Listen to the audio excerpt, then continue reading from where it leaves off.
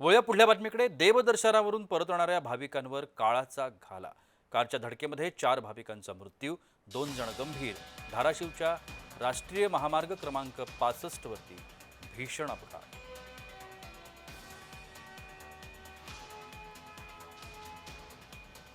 राष्ट्रीय महामार्ग क्रमांक 65 वरती हा भीषण अपघात झालाय.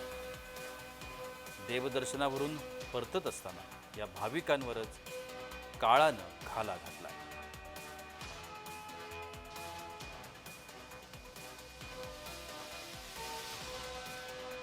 देवदर्शनावरून परतताना धाराशिवमध्ये ही घटना घडली आहे. या भाविकांवर काळानं घाला घातला, ज्यामध्ये 4 भाविकांचा मृत्यू झाला, 2 जण गंभीर अवस्थेमध्ये उपचार केले.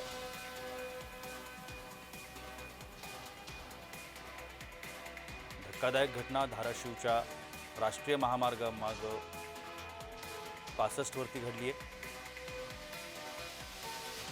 आपण या सगळ्या संदर्भात अधिक माहिती घेण्याचा प्रयत्न करूया. आमचे धाराशिवचे प्रतिनिधी उदय साबळे आता माझ्यासोबत दूरध्वनीवरून जोडले गेलेत.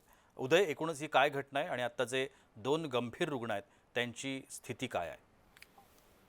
नक्कीच प्रशांत, जर आपण बघितलं तर देवदर्शन करून जाणाऱ्या भाविकांवरच अक्षरशः काळाने घाला घातलाय. सफारी आणि एका कारच्या धडकेत जे आहे ते 4 जणांचा जागीच मृत्यू झालाय, तर 2 जण गंभीर जखमी असल्याची देखील माहिती मिळते.